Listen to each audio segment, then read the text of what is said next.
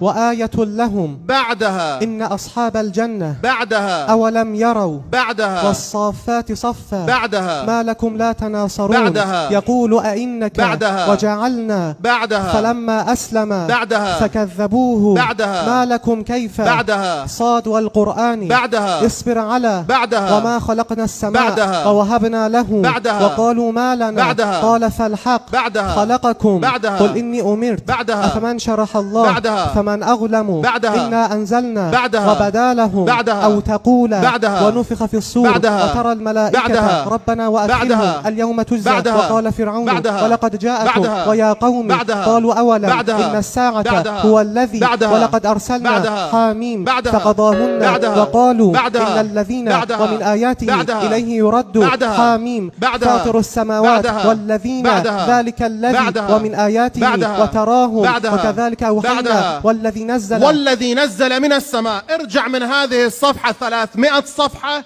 وقل بأي آية تنتهي. ثم أنزل الله دقيقة سكينته. اصبر دقيقة الكمبيوتر ما يلحق به.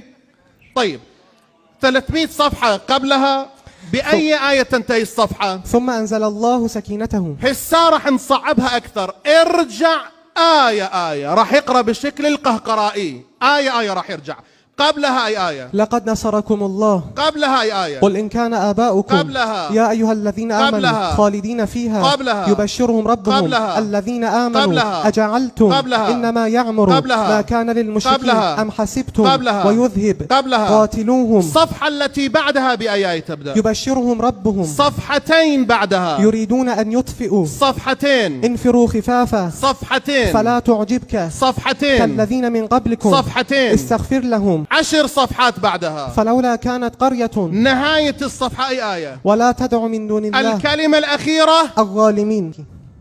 صفحتين قبلها له دعوة الحق. صفحتين بعدها وإذ قال موسى لقومه 4 صفحات قبلها ألف لام ميم را 4 صفحات بعدها ألم تر أن الله 6 صفحات قبلها فلما أن جاء البشير 6 صفحة بعد فلما آتاكم من كل ما 8 سألتم صفحة قبل قال معاذ الله 8 صفحة بعد ألف لام را فينا بعد. ويستعجلونك الملك ألم تر أن الله يا أيها الناس قد أفلح المؤمنون وأنزلنا فإذا استويت ما تسبق والذين ولو رحمناهم بل أتيناهم ألم تكن سورة أنزلناها. ارجع من هذه الصفحة 200 صفحة 210 ارجع وقول بأي آية تنتهي. بديع السماوات